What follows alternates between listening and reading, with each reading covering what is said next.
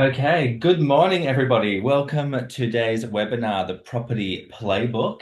My name's Liam. I'm your community and marketing lead here at Fox and Hare, and I am going to hand you over to our amazing co-founder and head financial advisor, Glen Hare, to get everything started.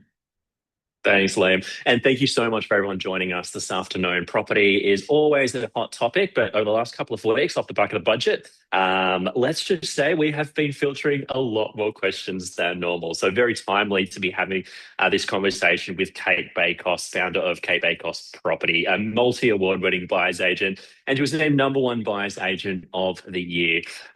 Kate is heavily Melbourne and Victorian centric, but her framework for vetting, evaluating, and bidding are completely transferable. So, regardless of where you are located around Australia, I'm very confident that there's going to be a lot of learnings that you're going to be able to take away into your property journey. Kate, thank you so much for joining us this afternoon. Total pleasure. Good to see you both.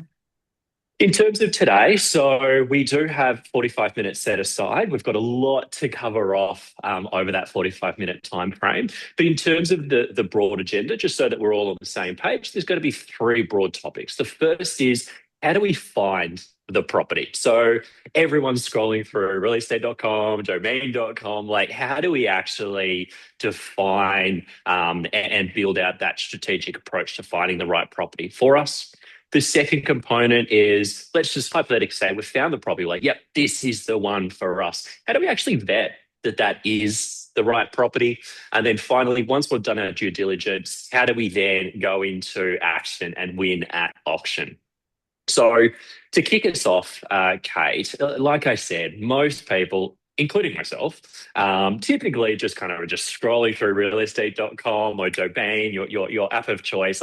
I feel like for our member base, they're probably using realestate.com more than they are Instagram or Facebook these days. But you've said in the past that the best buyers start with a strategy. Yes. What can you elaborate on what you mean by that?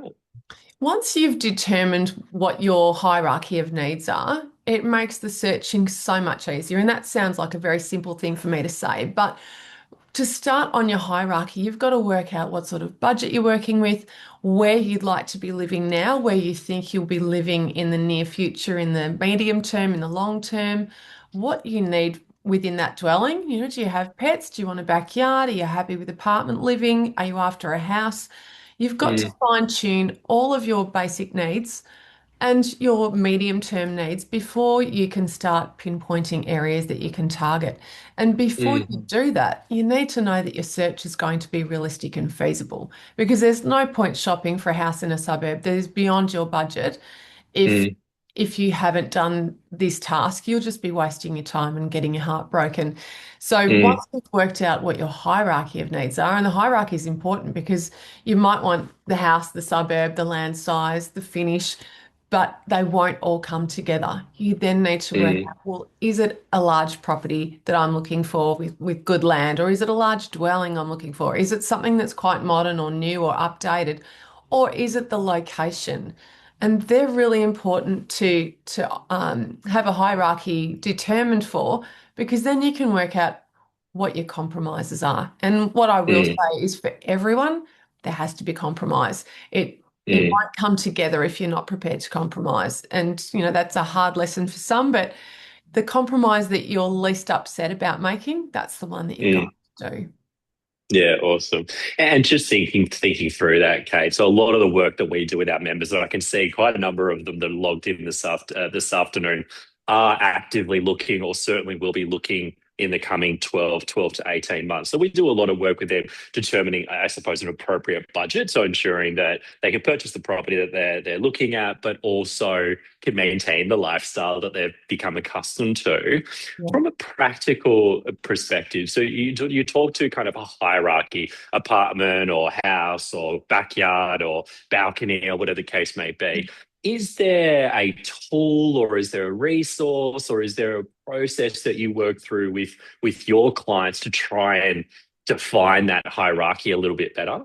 Yeah, I do. And it's not a tool, it's a conversation. You can sit down Mm, literally with a notepad. And when there's two stakeholders, it can get a little trickier because our hierarchy mhm, isn't always aligned. But you've got to be really honest with yourself. I think the first place to start is where is your life? where do you want it to be? If Melbourne's a new city to you, or if Perth is a new city to you and that's where you're living, you'll need to work out what suburbs you have an affinity with. But if it's your hometown or somewhere that you've been living for a long time, you'll broadly know where you want to be in town, north, south, east, west, whatever. How far do you want to commute to work? How do you get to work? Do you need to be near Mm. family? Have you already got a friendship group? They're the things that are really important to nut out because usually people know on what side of town they want to live, even in the region. Mm. Um, Mm. if you've got a really open mind and you really don't care, and it's quite unusual for me to meet people that are a bit ambivalent about what side of town they're on. But if that's where you're at, Mm. then you'll be spoilt for choice and you'll then have to do a bit of location research. That might mean Mm. having some weekends on the other side of town and checking out hotels and cafes and just seeing what resonates with you. But if you broadly know where you want to be in town, it gets a little trickier when you're pinpointing the suburb. And we talk about bridesmaid suburbs. You've probably heard it all before, the poor cousin Mm. suburb. If you're Mm. priced out of the suburb that you really ideally want to be in, then you'll need to look at alternatives. If you're priced out of your suburb because the dwelling type that you're looking at is above your budget, that's when you can make that decision. Do I still want to live in Camberwell, but I'm happy to downgrade from a house to a townhouse or to a unit? Or am I really fixated on having a house and I can't afford Camberwell? So will I then look at Glen Iris or Ashwood or whatever? That's the conversation that I typically have with people to work out where their hierarchy is. If you've got a family with, 3 kids and they want a house and it's got to have a certain number of bedrooms, well, the dwelling type is probably going to sit towards the top of their hierarchy. And working out whether it's location, dwelling type, land size, or the condition or style of the property, they're the four things that you can play with to make this work. At the end of the day, Yeah. the thing that you can't really move is budget. Yeah, awesome. And that's really helpful. So what I'm hearing from a practical perspective is either sitting down by yourself or with your other half with a glass of wine or a Coke Zero, whatever Yeah. takes your fancy, and working through what are the non-negotiables, and then what are the negotiables, and working out how does that fit within the budget. So Yes. maybe moving forward, Kate. So touching on kind of growth pockets. I am conscious, obviously, you do specialize in Melbourne, broader Melbourne, but are there tried and true rules for identifying growth pockets? And I'm conscious that for those that have joined us this afternoon that are looking for their primary residence, like growth may be a factor, but certainly not the be all and end all. They needs to be an area that they like, Yeah. that they see themselves living in. But if you're looking at this more as from I guess, an investment opportunity, what are some indicators that tell you a suburb is primed for growth versus one that's a potential trap? Yeah, good question. There's a couple of different types of descriptors for growth properties. You've got your tried and tested blue chip suburbs that have grown for a long time and will continue to grow because the growth drivers are there and they're solid. And that's where you're seeing household incomes are increasing in the area over time. So Mm. everyone who finds the area appealing, they'll be targeting that suburb, and as prices grow, you're getting higher and higher incomes, and it's a perpetuating cycle. Then you've got gentrifying areas, and you've also got areas that are led by urban renewal. But let's talk about the difference between a gentrifying suburb and a blue chip performer that's already attracting a lot of people because of its amenity or its character. Your ones that are experiencing gentrification, that's typically an ugly duckling suburb that's, changing. And they're then quite a lot more subtle, those changes to pick. By the time you can notice them in the street or at the shops or whatever, it's already gentrified. So Mm. you can have a look at data. You can get onto the ABS data, which is what I love doing, and it gives you a lot of insight. You can see the rate of household income growth. You can see changes in the demographic in terms of education levels. You can see age differences. You can see the number of new mortgages in the area, and they might be replacing rentals. There are lots of signs for gentrification, but the obvious ones when you're not reading demographic data is, the pub starts to become pretty trendy and they've got, really cool arrays of beer, or you've got more discretionary spending stores like, Animal Couture and Trendy Yeah. Gyms, more coffee shops, and the types of people that are coming into the area, that's really evident too. You can see a lot more renovation activity and expensive cars. By the time that's happening, it's already gentrifying. But when you can pick it really Yeah. data, so they're the things that determine a growth suburb. But what I will say to anyone buying a home is put your own home needs first. Because if you're trying to crunch data and you're getting analysis paralysis because you're determined to make this good investment decision, but it's a 20-year outlook for a home or a 10-year outlook for a home, you might find that you're looking at the wrong things. Chances are if you're attracted to the area and you've got solid reasons for liking it, particularly from a social point of view, it's probably got, a lot of growth drivers going for it already. Yeah. And keeping, it's interesting. If you're paying $35 for a palmy with a Parmesan crust, you're already in a gentrified area as opposed to the $10 what it may Yeah, have been a few years ago. yeah, totally. And you get some Obviously, you can areas see that where I'm a Parmesan, I'm a Parmigiana fan. But anyway, yeah. I But have to you have ask. areas like Carlton Yeah. in Melbourne where you've got Yeah. some really beautiful multi-million dollar houses, and then you've got a lot of students because Melbourne Uni is there, and you've got Mm, RMIT not too far away. So you've got this student cohort living in mm, tandem with really high income earning household, probably surgeons and anesthetists and stuff like that. So I think focusing on good suburbs is a bit of a trap. If you're looking for the bad selections, it's not actually usually suburb. It's street or a particular location within a suburb. I could show you a blue chip suburb and tell you the best street and the worst street. I could show you a great house in the same street and a bad house in the same street. So it's more about the nitty gritty when you're getting down to asset selection, where you can make mistakes without being in the know. what makes the worst street? It might come down to invisible things like zoning. So if it's not a residential zone, you won't get your residential loan approval might not actually cover your purchase. So it might be a street that looks really industrial, and then you find out it actually is.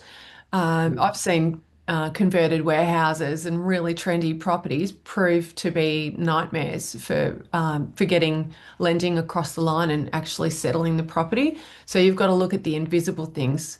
And only a contract review for a lot of people will do that because they won't have the town planning apps that someone like me will have at their fingertips. But a thorough contract review will tell you if the zone is obscure, or if the title type is obscure, or if there's Mm, an overlay, like a flood overlay impacting that property and the insurance is through the roof and other people they know about it, they don't want it. So you've got less buyer demand for a particular location that might be flood impacted.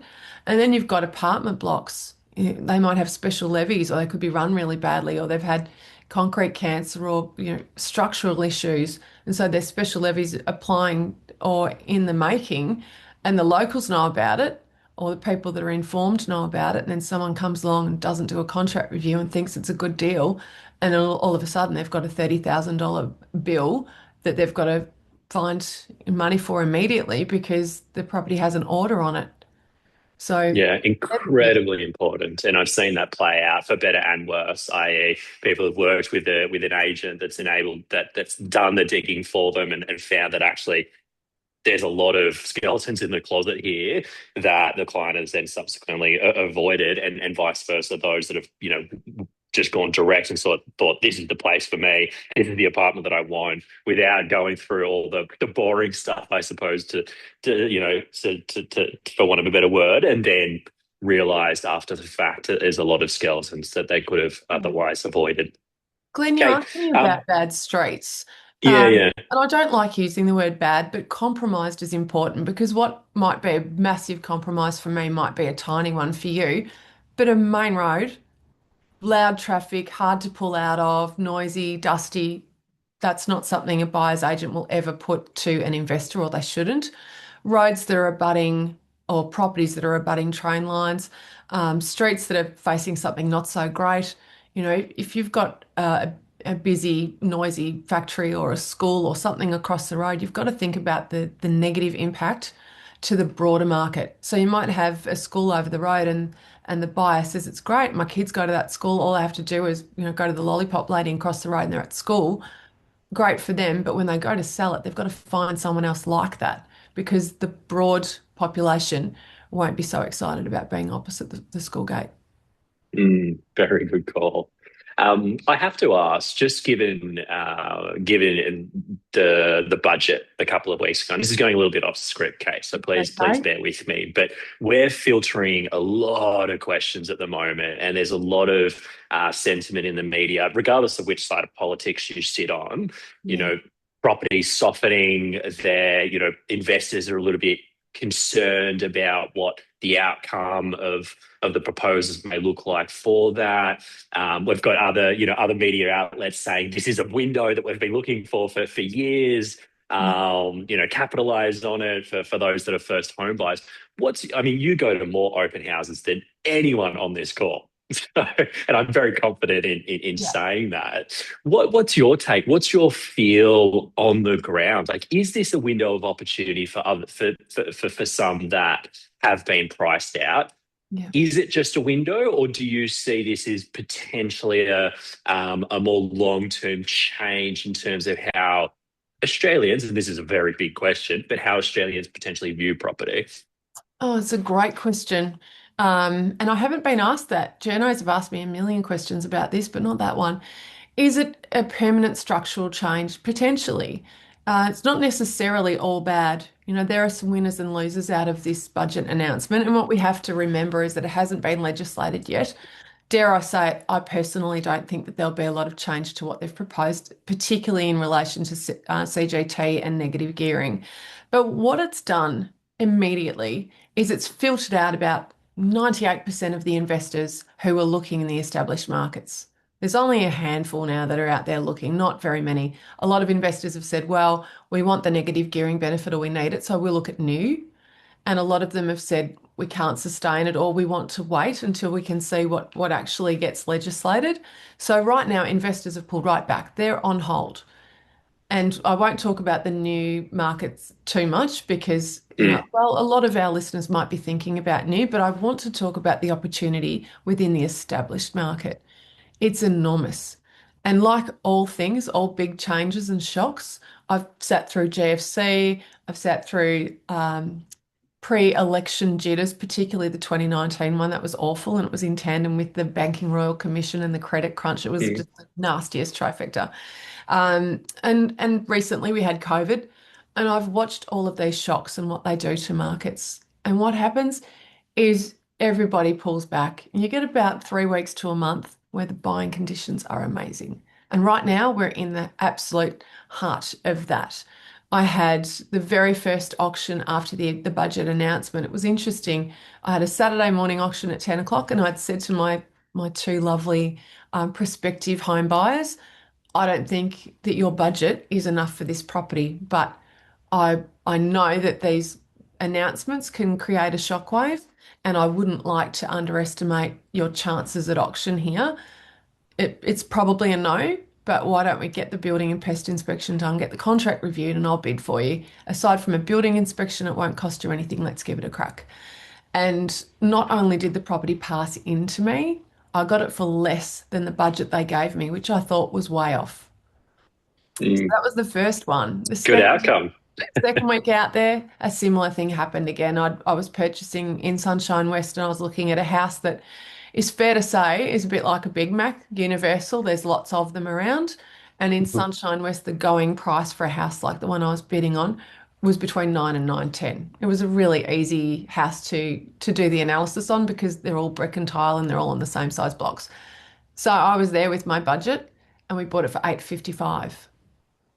Yeah, So right. I've now had 3 weekends of good buying conditions since the budget Mm, announcement, and it's definitely been full of opportunity. But what I've noticed is first home buyers, as a general comment, they've been quite coy because the market has changed. They've seen prices come off. They're nervous. What if they keep falling? What if I buy now and it's worth 10% less in another month? And that's a very human, fear-driven thought. And we are always fearful when markets are contracting and change is around us. But what I will say is my experience has shown the the immediate negative impact, that fear factor when everyone pulls back and the prices contract, it doesn't last for long unless there Mm, are other mitigating factors that create more turmoil. I once things stabilize, and particularly once the legislation is passed and everyone knows exactly what rules apply, I think we'll see owner occupiers and investors, and everyone will breathe a sigh of relief. Okay, we know what's going on now. Let's make our plans and execute our purchasing. So, first home buyers at the moment, I would argue, have one of the best opportunities they've had in terms of lack of competition and prices being a little bit lower and government mm, incentives on offer that haven't been in past years. It's better conditions for first home buyers than I've seen in a long time. The only thing that I don't mm. love for them is interest rates have been higher. Mm, mm. Yeah, it's a really good call out, and I think it's this uncertainty that's created this opportunity, and people are quick to forget. So once the legislation is passed, and we know what the new, I guess the playing field looks like, things may evolve. Will likely evolve again. And it's also, I think, important to know, just looking at some of the names that have, the people that have joined us this afternoon, just referencing, your comment earlier, Kate, it's also important not to just, although there's a window, not to jump into something without doing, you're really, that proper due diligence just because of the window. And I suppose that leads into the second component of this afternoon's conversation which is, let's assume we've found the property. We really like the property and we want to move forward to vet the property. So we found it, we're now vetting it and working out, okay, is this something that we want to spend hundreds, if not millions of dollars on? I've been told by many both in the industry as well as clients that your vetting process, using their language, is legendary. So I'd love to know, Kay, and for you to share with us, when you walk through a property for the first time, what are some of the red flags that make you want to walk right back Right out? back out. I like to make sure that I don't drive across town to walk through a property to find red flags that I could have spotted with a little bit of street viewing and a bit of satellite imagery and just, a little bit But of delving, even getting a copy of the contract. The agents will give it out. If they've got it on hand, they'll give it to you. And obviously, I'm more experienced at reading a contract than someone who hasn't been doing it for many years, but you can see the big events often in a contract if you know where to look. So the first thing I do is I make sure that the client's wish list, we chatted about that before, I have the must-haves on one side of the page and the mm, nice-to-haves on the other. If I haven't nailed every must-have, I'm asking them, do you really want me to drive across town and say this? So you've got to ask yourself that. If you said that it's an absolute showstopper, it must have this size land or this number of bedrooms or be in this location, whatever. They're your must-haves. They're non-negotiable. Your nice-to-haves give it extra points. So you need to work out before you even drive there that it's got everything that you're after, because otherwise you'll fall in love with it. I guarantee it. It will be missing a must-have and then you'll regret it. So I'm really hard on the must-haves. And if a client wants to bend the rules, I'll say to them, well, are you sure that that's a must-have or was it a nice-to-have moment of truth? So once I get to the property and I know that it's ticking all of the must-haves, I've already looked at Street View and seen that it doesn't look like a busy street or a dodgy street. And check out the houses on Street View that are in the neighborhood. No guarantee that they're there. You might get there and see that Street View is 5 years old and they've all been developed now. But it's worth doing that before you get in your car and go there. Once you get there, how easy is it to get a park? Because if you haven't got a garage or a driveway or enough off-street parking for the number of inhabitants, do you really want to be circling your neighbourhood to get a park? And what is the mm, street parking? Is it limited parking or is it abundant? And then what does the neighborhood look like? How do the neighbors, houses and facades and just the whole scope of the neighborhood, how does it look and feel? Because if you're feeling unsafe, or if someone's got a stereo blasting, or the dog won't stop barking, or there's swearing or fighting going on next door, do you mm. really want that neighbor? So I'm looking for those things that are outside of my control that my client needs to know, especially if they're not in town and they're not seeing the property. And then when I'm walking through, everything looks good in the photos with realestate.com or Domain. Photographers are great at making a horrible house look great. But It might look renovated in the photos. Does the renovation feel dodgy? And the big things that I'm looking for are DIY risks. Because if someone's painted DIY, I don't mind, I can fix that. But if they've done plumbing or electricals or an extension DIY and there's no paperwork for it and they were unlicensed, you might have a house that won't be insurable. You think you're insuring it, and then the insurer goes through and says, well, this room, that's the one that caught fire. That was an illegal extension. We're not paying out on your claim. These are very real issues that someone in my role needs to be looking out for. So they're the things I'm physically looking for. And then when you're looking for the niceties, how does the flow of the house feel? And flow really means floor plan, ceiling height, um, natural light, orientation and placement, like the design of the floor plan. If the flow feels good and if internally it's feeling good, that's a big tick. You can see the orientation on the map when you're looking to buy a house.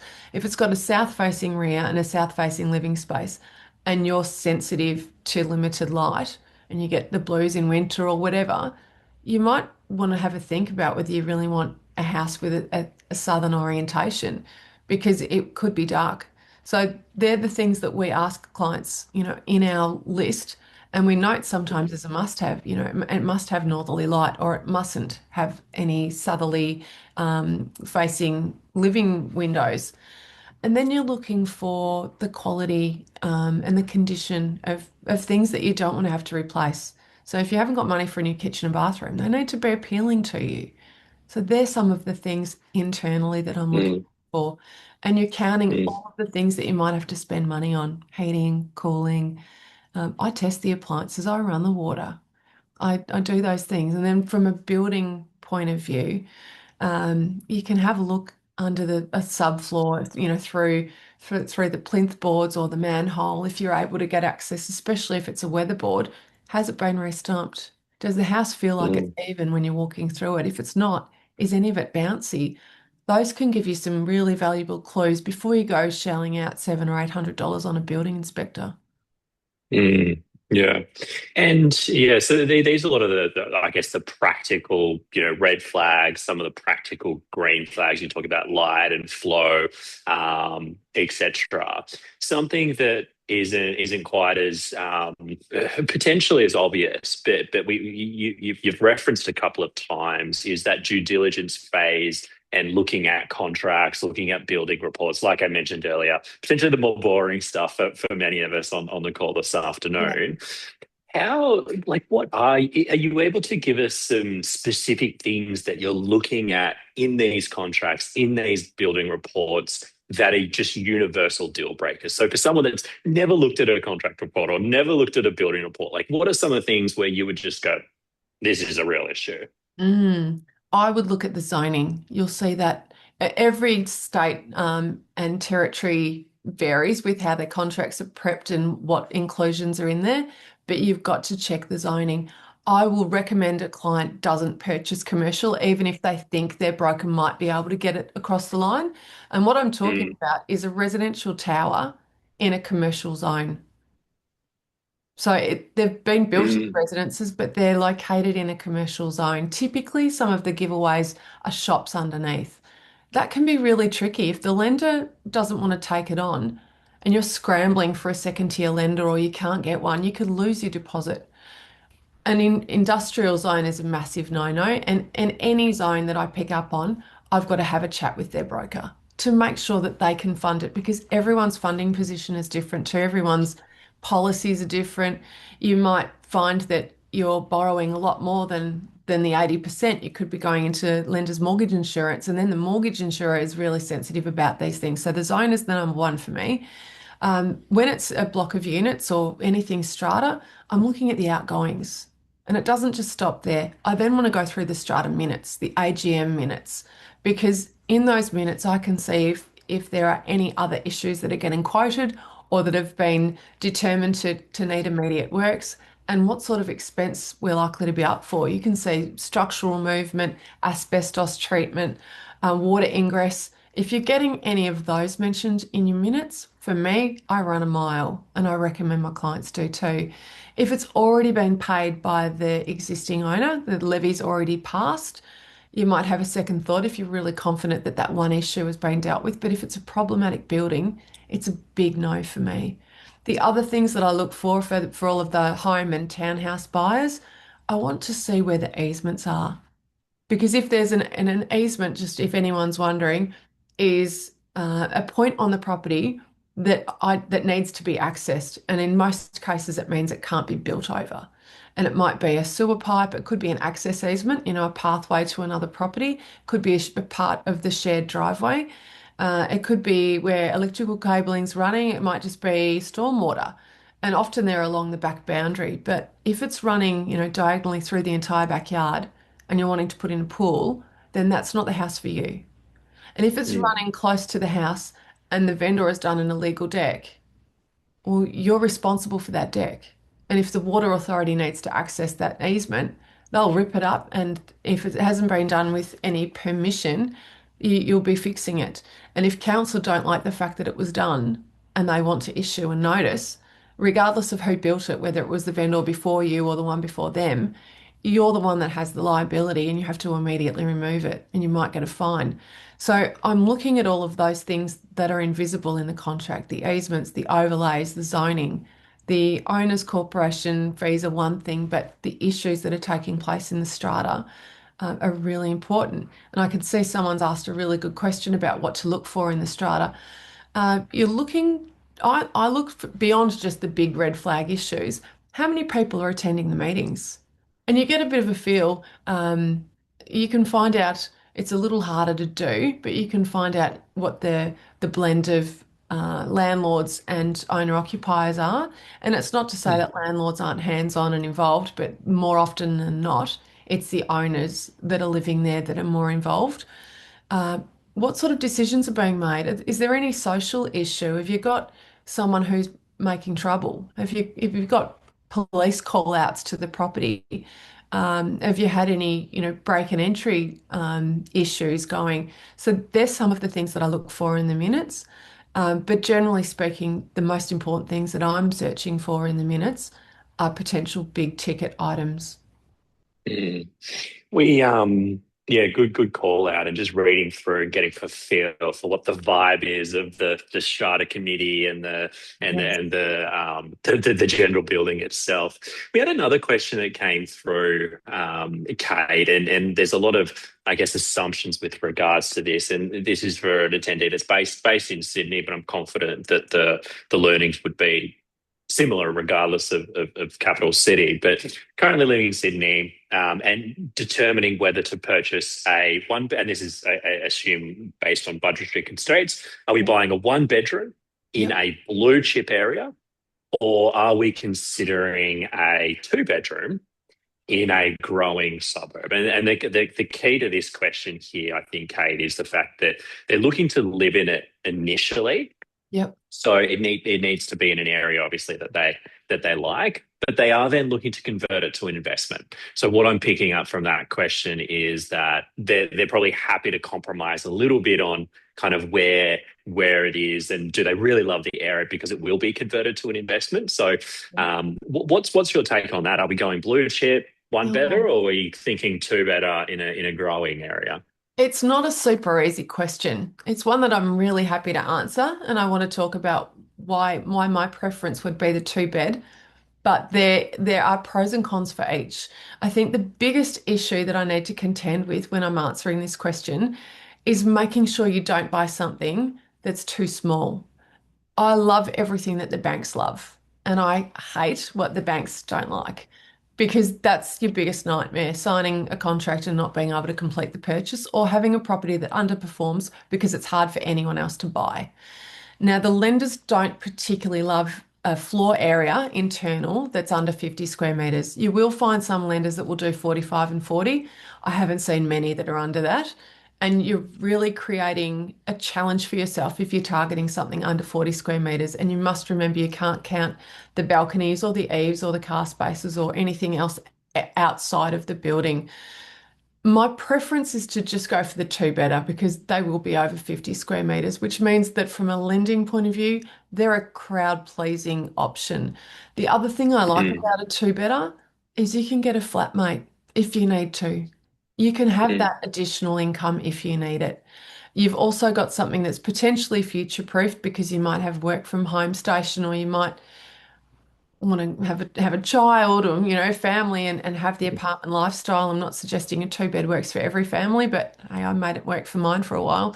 Um, you've just got a little less grief with the lenders when you're going for a two-bedder. But the one-bedder, obviously it's more blue chip. And you do tend to find that your gross rental yield on a one bedder in a really good location can even be higher.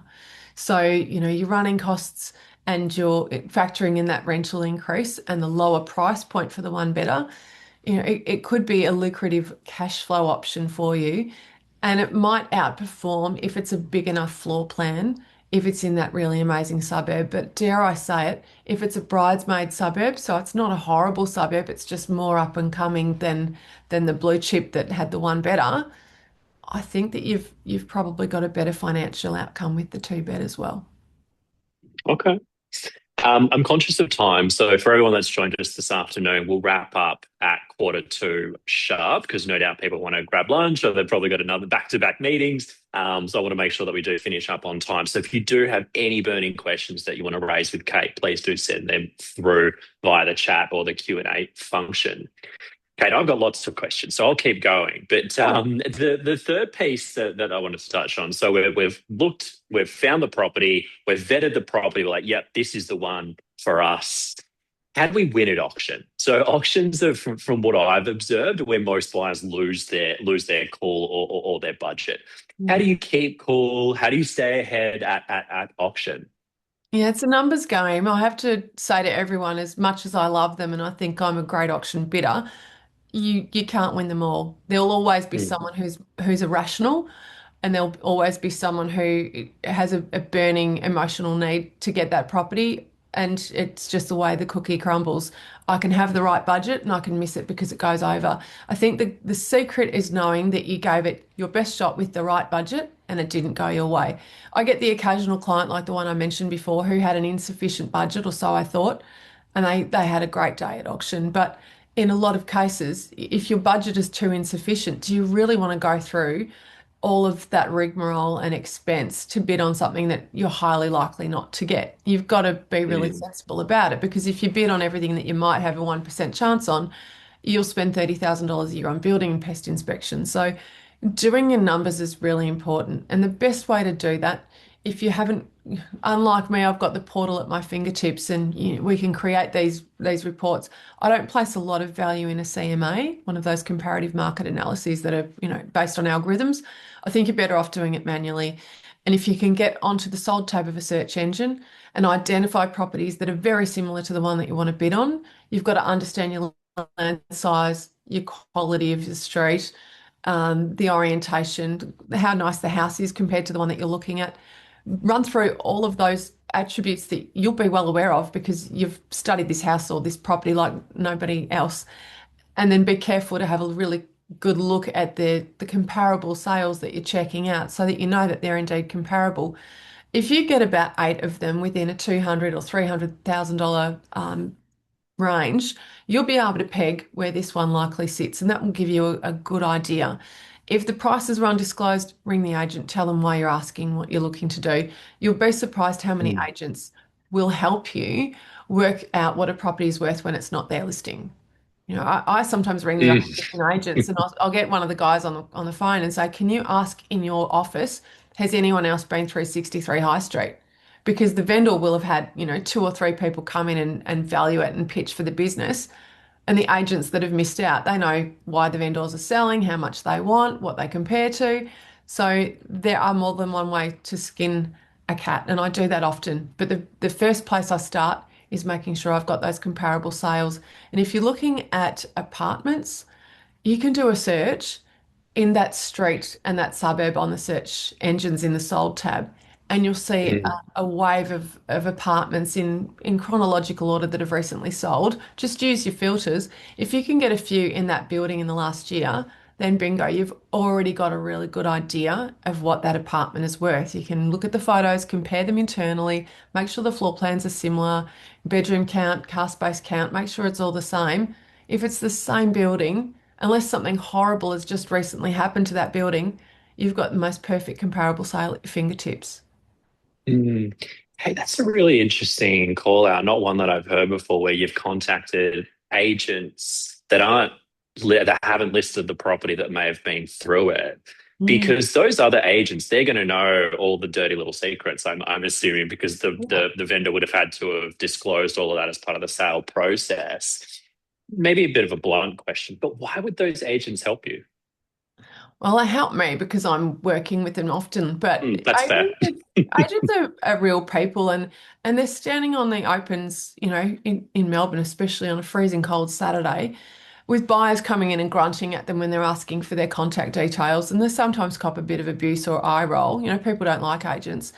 If you're the buyer that's friendly and remembers their name and you've come through a few of their listings now, so you've started to build up a rapport, I guarantee you, if they're and most agents are nice, I guarantee you, if you've been respectful and you've got a rapport, they'll absolutely help you.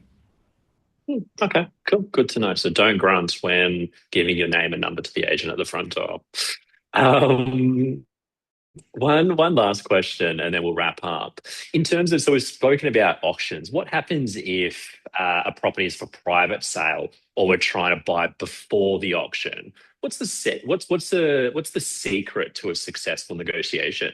Yeah, very different if it's an auction campaign and you're wanting to buy it prior. You need to firstly work out, can it physically be sold prior? Some can't. You've got bank repossessions, you've got court orders, divorces, that kind of thing will determine that a property has to go to public auction.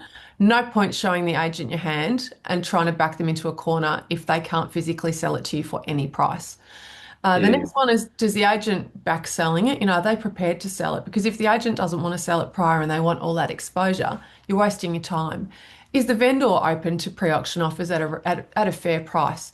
And you've got to be able to give the agent confidence that you know what the property is worth. So don't go telling them your upper limit, but have a chat about the way that I do it is I say, hey, I'm comparing it to this house.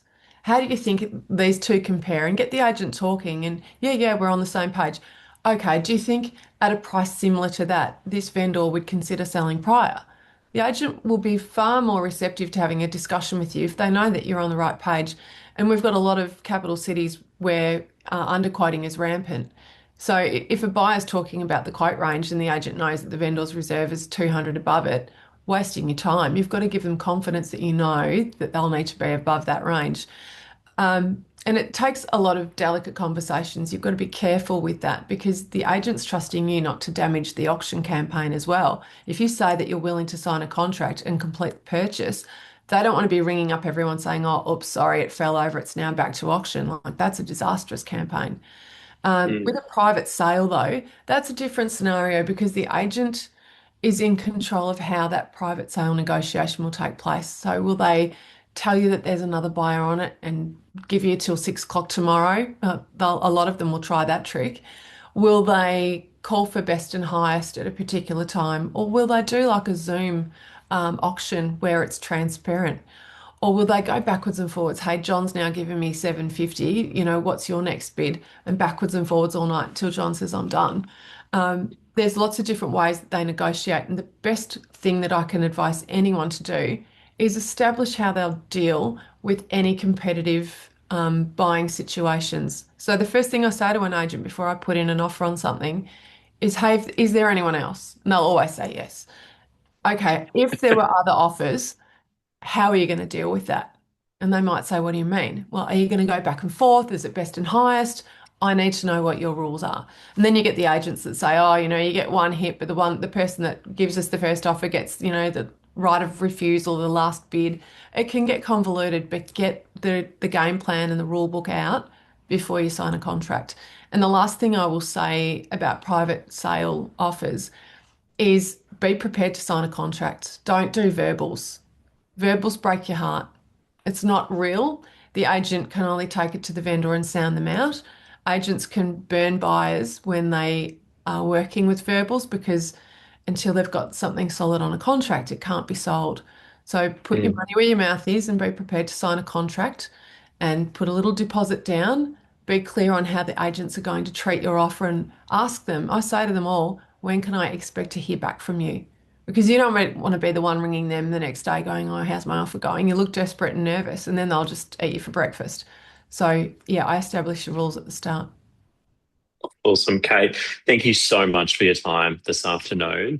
For everyone that's joined us, if you could complete that little short online questionnaire that Liam's just sent through, that would be greatly appreciated, as it does determine the conversations that we'll be having in the future. And Kate, some really key takeouts for me. The first is, it sounds like there is a window of opportunity for first home buyers off the back of the uncertainty. How long that window remains open or if it stays open is yet to be seen, but there is that opportunity. But we also don't want to rush into something that we then regret 6 months later, which really talks to that importance around that vetting process beyond, do I like the color of the wall or do I like the carpet, that might be quite cosmetic, arbitrary changes, to are there serious disputes and unresolved issues that you're seeing through the strata reports and the building contracts.